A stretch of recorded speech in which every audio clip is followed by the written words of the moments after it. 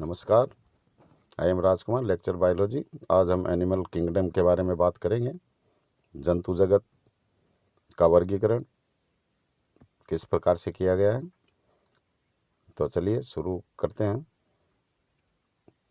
तो देखिए, animal kingdom जो है इसको सबसे पहले दो भागों में विभाजित किया गया।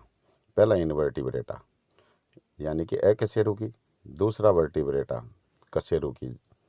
अकशेरुकी जिनमें वर्टिब्रेट रीढ़ की हड्डी जो होती है पीछे ये नहीं पाई जाती वो इनवर्टिब्रेट, और जिनमें ये पाई जाती है वो वर्टिब्रेटा कशेरुकी, यानी कि जिनमें कशेरुक दंड पाया जाता है वो कशेरुकी कहलाते हैं, और जिनमें कशेरुक दंड नहीं पाया जाता वो अकशेरुकी। तो सर्वप्रथम हम अकशेरुकी जंतुओं के वर्गीकरण के बारे में बात करेंगे। तो चलिए देखिए, अकशेरुकी जो हैं इनको दो भागों में विभाजित किया गया। सर्वप्रथम प्रोटोजोआ और मेटाजोआ। प्रोटोजोआ जो होते हैं ये प्रारंभिक जीव या आदि जीव जो पृथ्वी पर सर्वप्रथम बने एक कोशिकीय जीव, और इसका संघ है वो भी प्रोटोजोआ है। फिर मेटाजोआ जिनमें का शरीर बहुकोशिकीय स्तर का होता है, यानी कि प्रोटोजोआ तो एक कोशिकीय और मेटाजोआ बहुकोशिकीय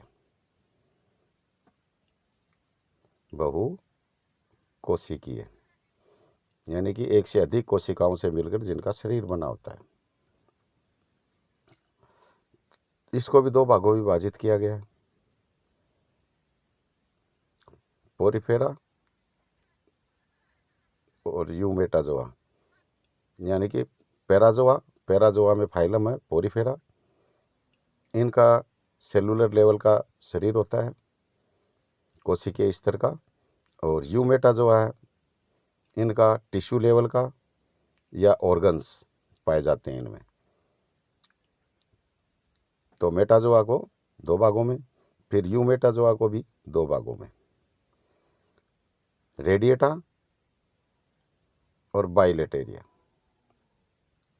रेडिएटा जिनका शरीर अरीय सम्मित होता है, जिनको कहीं से भी काटो दो समान भागों में विभाजित हो जाए, वो अरीय होते हैं, रेडियल होते हैं, रेडिएटा में रखा गया इसमें।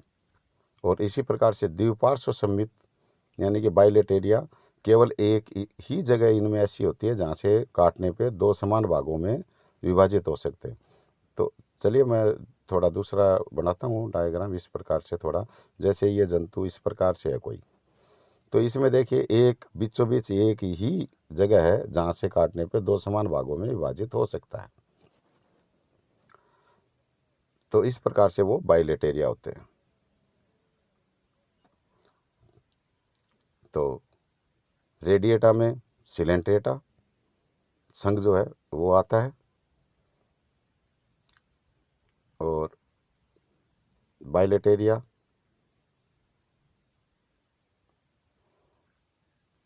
एक मिनट में बाइलेटेरिया जो है द्विपार्श्व सम्मित, इनको भी दो भागों में विभाजित किया गया है। ये द्विपार्श्व सम्मित। तो एसिलोमेट और सिलोमेट। एसिलोमेट जिनमें सिलोम यानी कि देह गुहा नहीं पाई जाती, और सिलोमेट जिनमें देह गुहा पाई जाती है, मतलब अंग जो होते हैं वो देह गुहा में स्थित होते हैं। तो आपने पढ़ा होगा बाइलेटेरिया वगैरह में, या वैसे ब्लास्टुला और गैस्ट्रुला नाम सुने हैं। ब्लास्टुला में दो स्तर होते हैं, एंडोडर्म और एक्टोडर्म। जिनका शरीर इन दोनों से बनता वो डिप्लोब्लास्टिक कहलाते हैं, और जिनका तीन स्तरों से बनता है गैस्ट्रुला में होता है,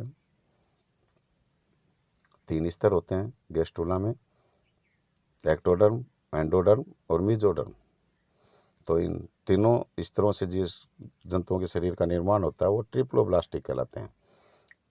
तो एसिलोमेट जिनमें सिलोम मतलब देह गुहा का विकास नहीं होता है, वो एसिलोमेट कहलाते हैं।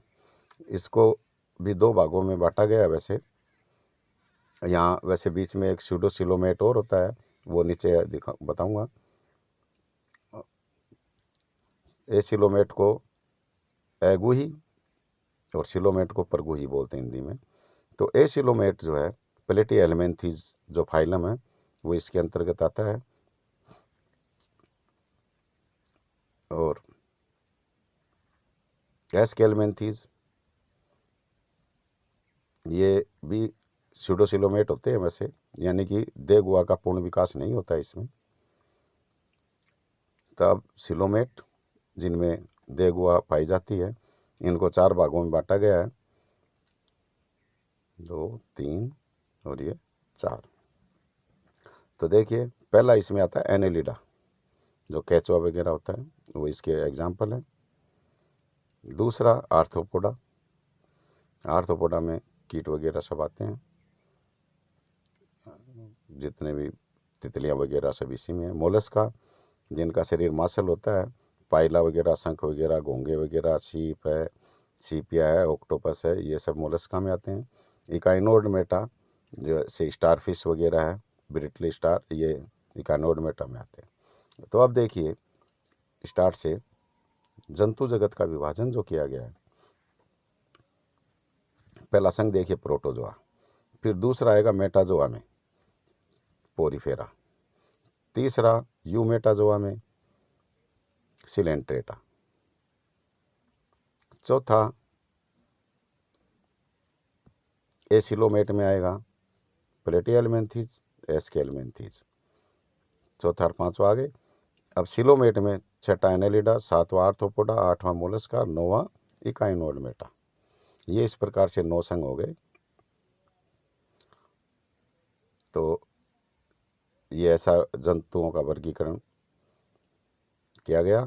ये आज आपने देखा, ये केवल अकशेरुक जंतुओं का है, और कशेरुक जंतुओं का मैं अगले वीडियो में बताऊंगा।